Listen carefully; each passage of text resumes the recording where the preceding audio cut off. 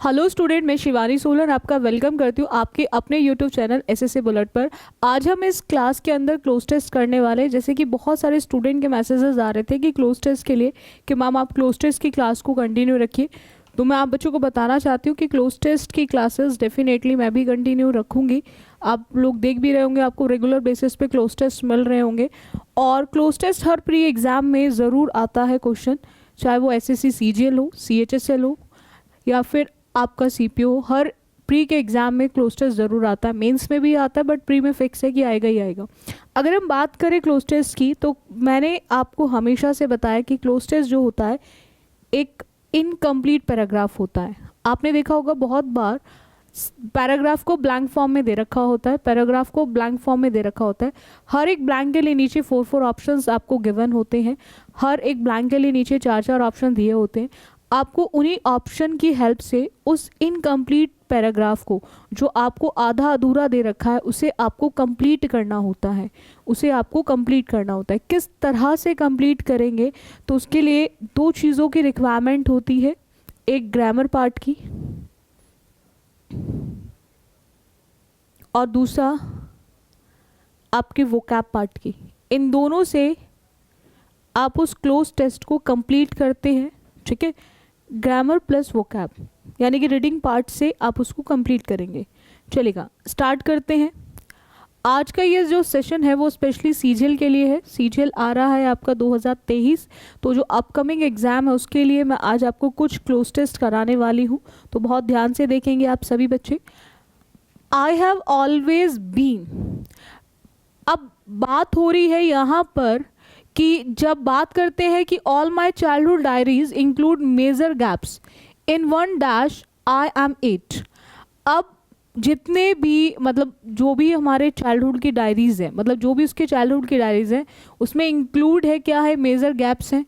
और इन 1 उसमें एक में क्या है, एंट्री है, सेक्शन है, पासिंग है या फिर टर्म्स है।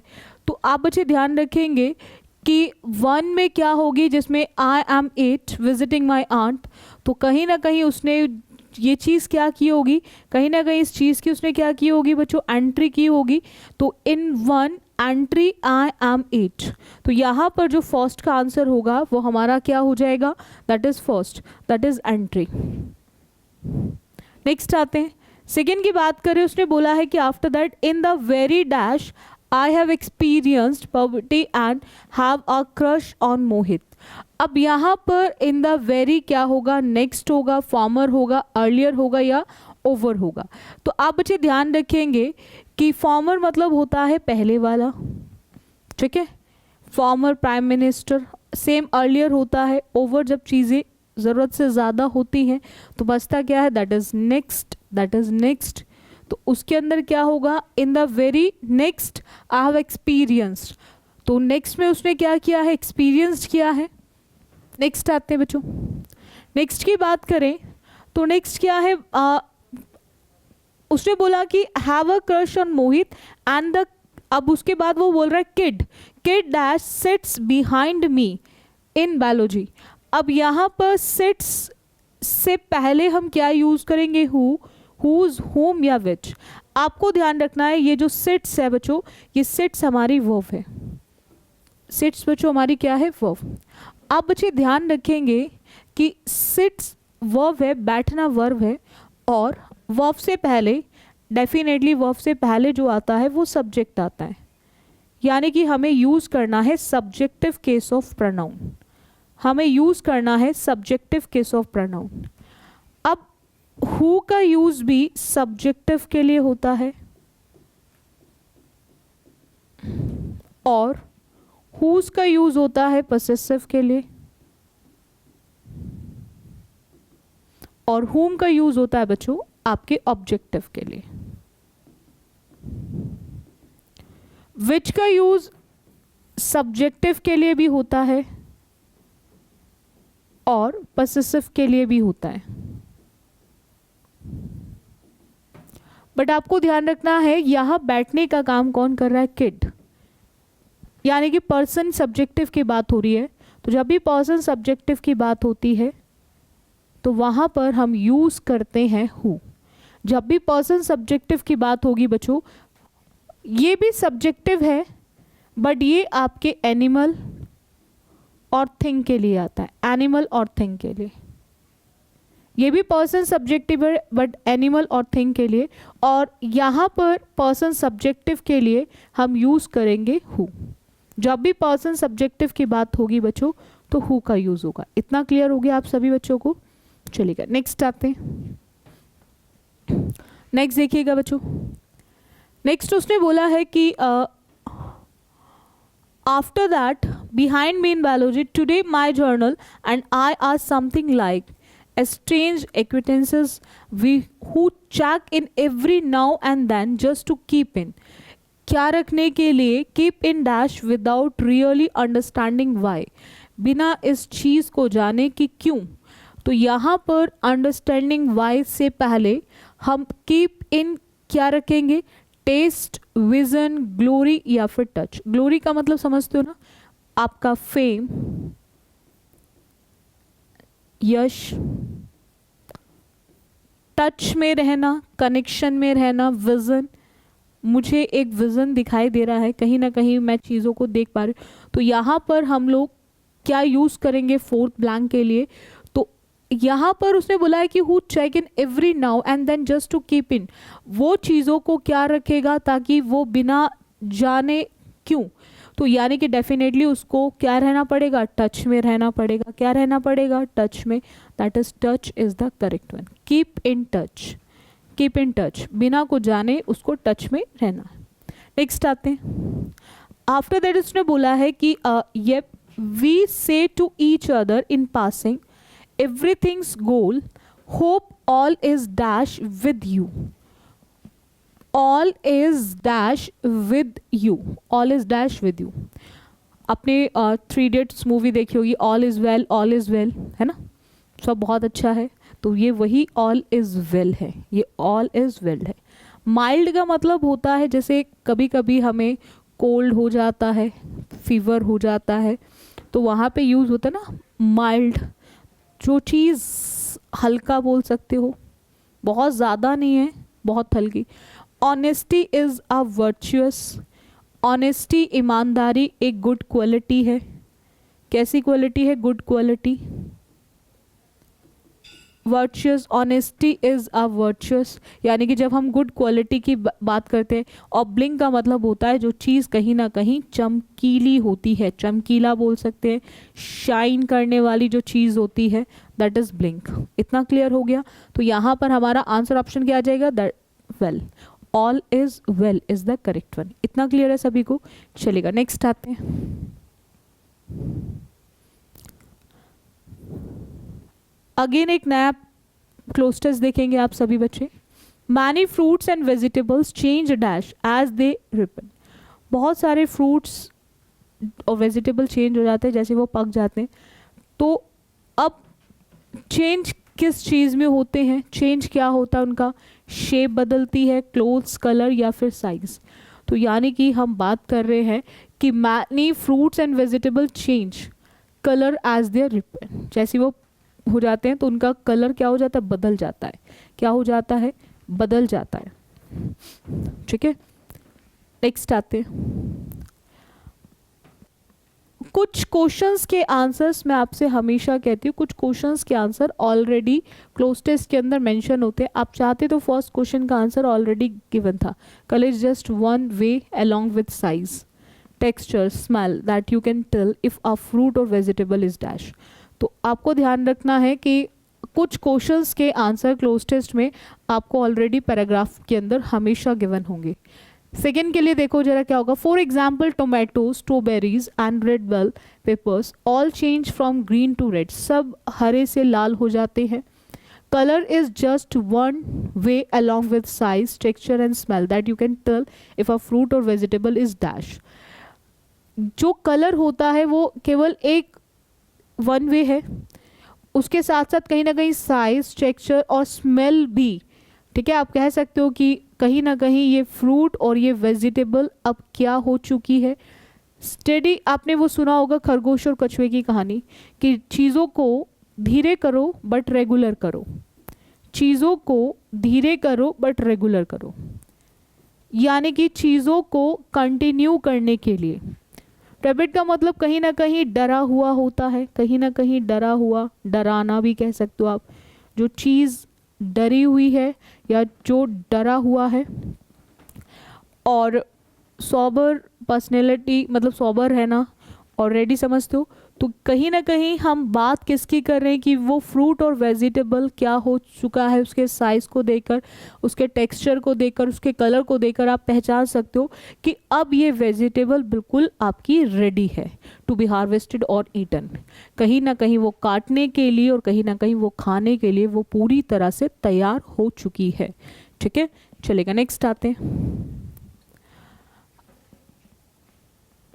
Imagine a factory that, imagine करो कि जो फैक्ट्री है that dash strawberries into plastic containers to be dash. अब वो क्या करेगी, पैक करेगी, ब्रेक्स करेगी, टैप्स करेगी या हॉल्स करेगी। अब यहाँ पर आपको ध्यान रखना है कि पैक का मतलब होता है कहीं ना कहीं चीज़ तैयार हो गई, हमने कहीं भेजनी है तो उसको पैक कर दिया। ठीक है, अब ब्रेक होता है चीज़ों को तोड़ना। ठीक है, और टेप का मतलब होता है कहीं ना कहीं बांधने की बात होती है, टेपिंग करते हैं ना, चीज़ों को बांधने का काम करते हैं। और हॉल्स मतलब होते हैं जब कहीं ना कहीं चीज़ें रुकती हैं, रुकना मतलब कह सकते हो आप इसे। अब यहाँ पर हम लोग पैक्स यूज़ करेंगे, ब्रेक्स, टेप्स या फिर हॉल्स। तो हमें यहाँ पर देखना है कि हम फैक्ट्री की बात कर रहे हैं, हम कहीं ना कहीं फैक्ट्री की बात कर रहे हैं। और फैक्ट्री के अंदर स्ट्रॉबेरीज को क्या किया जाएगा, क्या किया जाएगा, पैक किया जाएगा। क्या किया जाएगा बच्चों, टैप्स किया जाएगा। क्या किया जाएगा, टैप्स किया जाएगा। ठीक है, कहीं ना कहीं हम बांधने की बात कर रहे हैं। किस में बांध रहे हैं हम, एक प्लास्टिक कंटेनर में। हम किस में बांध रहे हैं, एक प्लास्टिक कंटेनर्स के अंदर। ठीक है, हम क्यों उसको टेप कर रहे हैं, प्लास्टिक कंटेनर में क्यों टेप करने का काम कर रहे हैं, उसका ये है कि to be dash to grocery stores, ताकि वो कहीं ना कहीं ग्रॉसरी शॉप तक भेजे जा सकें, कहीं ना कहीं भेजे जा सके। और किसी भी चीज़ को भेजने के लिए हम मैनेज्ड का यूज़ नहीं करते, हम सूटेड का यूज़ नहीं करते, अकाउंटेड का यूज़ नहीं करते, दैट इज़ शिप्ड ऑफ, भेज दिया। यानी कि उनको वो क्या करते हैं, टैप करते हैं, उसको बांध देते हैं उसमें। और बांधने के बाद वो क्या करते हैं, उनको ग्रॉसरी स्टोर्स पर पूरे कंट्री के अंदर टैपिंग के बाद उनको भेज दिया जाता है, शिप्ड ऑफ। ठीक है, नेक्स्ट आते हैं। नेक्स्ट की बात करें, it might be useful to have a machine that automatically, ये यूजफुल हो सकता है कि जो मशीन है जो automatically dash any green strawberries that were picked before they are ripe, or you might want a machine on the farm that automatically recognizes strawberries by color and only picks the red one to begin with। कहीं ना कहीं हम बात sustain, चीज़ों को बना के रखना, चीज़ों को सस्टेन करना यानी कि कायम रखना। एंड डिटेन्स का मतलब बच्चों क्या होता है कि डिटेन्स का यूज़ होता है जब कहीं ना कहीं चीज़ों को ठहराने की बात की जा रही है। एंड प्रिसीड्स की बात करें तो आपने देखा होगा जो प्रिसीडिंग एक्शंस वगैरह होते हैं। ठीक है, एंड रिजेक्ट्स मतलब होता है जब कहीं ना कहीं चीज़ों को एक्सेप्ट ना कर कर आप चीज़ों को मना करने का काम करते हो।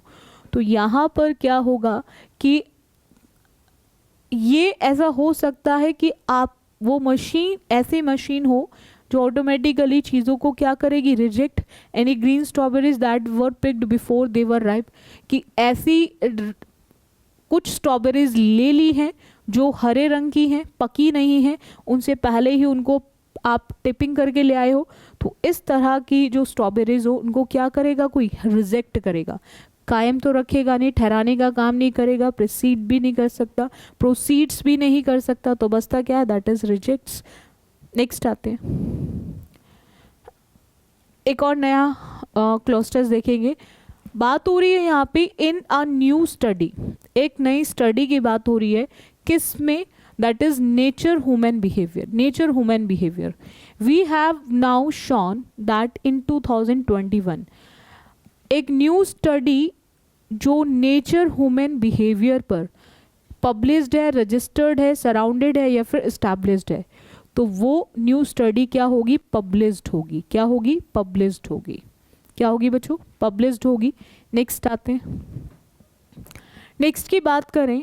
आफ्टर दैट उसने बोला है कि we have now shown that in 2021, कहीं ना कहीं हमने इन 2021 में चीज़ों को दिखाया है, dash expectancy rebounded somewhat in most western European countries. कहीं ना कहीं जब हम चीज़ों में एक्सपेक्ट करने की बात करते हैं तो वो सारी चीज़ें क्या होती हैं, किस चीज़ को लेकर, हम ह्यूमन नेचर की बात कर रहे हैं, कहीं ना कहीं नेचर ह्यूमन बिहेवियर की बात कर रहे हैं, तो ह्यूमन नेचर बिहेवियर में गेम, एनिमल, लाइफ होगा, तो यहाँ पर क्या आएगा, दैट इज लाइफ। क्या आएगा बच्चों, लाइफ। नेक्स्ट आते हैं, आफ्टर दैट उसने बोला है कि European countries dash eastern Europe and US witnessed additional losses अब rebounded somewhat in most western European countries. कहीं ना कहीं आपके मैक्सिमम जितने भी आपके ईस्टर्न यूरोप और यूएस है उन सब के विटनेस्ड एडिशनल लॉसेस की बात हो रही है, तो उसके लेकर वाइल आएगा, एज आएगा, सो आएगा या बिहाइंड। बिहाइंड का मतलब होता है जब आप किसी के पीछे की बात कर रहे हो, ठीक है, तो यहाँ पर हम लोग यूज़ नहीं करेंगे, तो हमारा एज का यूज़ होता है जहाँ दो चीज़ें एक जैसी होती हैं, एज वेल एज के केस में आ जाता है, एज गुड एज में आ जाता है। सो का यूज़ नहीं हो सकता, एज नहीं आएगा, सो भी नहीं आएगा, एज नहीं आएगा, सो भी नहीं आएगा, और बिहाइंड का केस नहीं है, तो बचता क्या है, that is first, that is while. While is the correct one. European countries while eastern Europe and the, जबकि जो eastern Europe and US witnessed है एडिशनल लॉसेस वाले। नेक्स्ट आते हैं, नेक्स्ट की बात करें बच्चों, तो नेक्स्ट में इसमें बोल रहा है हाउएवर ओनली नॉर्वे, कि किस प्रकार से जो नॉर्वे है dash its pre pandemic life expectancy in 2021, कि प्रॉप्स, लिफ्ट्स, बीट्स या फिर क्लब्स।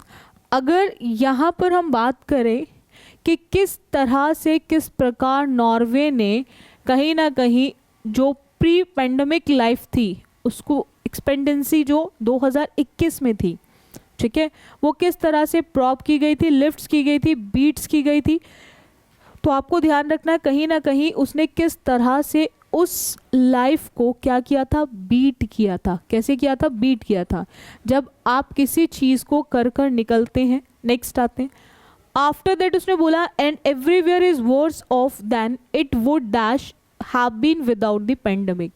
कहीं ना कहीं बहुत चीज़ें कैसी थी, बहुत ज़्यादा बुरी थी, बहुत ज़्यादा बुरी थी, और आप इस तरह से कह सकते हो कि बिल्कुल उस तरह से जैसे विदाउट द पेंडेमिक, तो उस तरह से, तरह के लिए हम लोग क्या यूज़ करेंगे, that is likely. That is likely, likely मतलब उसके जैसा ही, समवेयर कहीं ना कहीं उसके जैसे की बात कर रहे हैं। नेक्स्ट आते हैं, एक और पैराग्राफ देखेंगे आप सभी बच्चे। सबसे पहले आप बच्चे थोड़ा सा पढ़ने की कोशिश करो, इस पैराग्राफ को थोड़ा सा खुद पढ़ने की कोशिश करो कि हम लोग क्या यूज़ करेंगे। देखेंगे आप सभी बच्चे,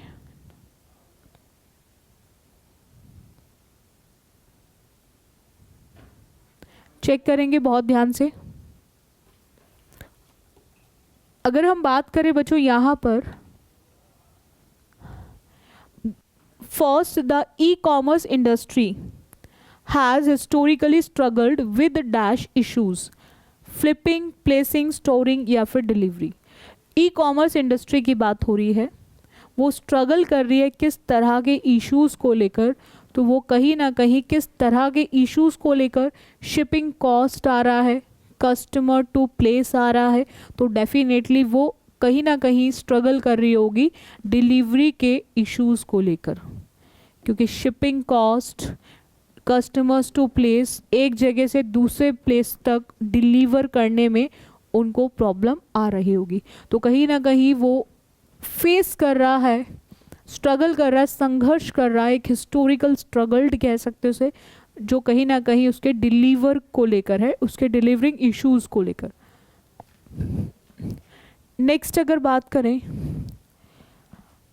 आफ्टर दैट उसने बोला है कि the internet has made it possible for customers to place, internet ने ही इसको पॉसिबल बनाया है कस्टमर्स के लिए to place dash from any location but that comes with a cost, systems, series, locals या फिर ऑर्डर्स।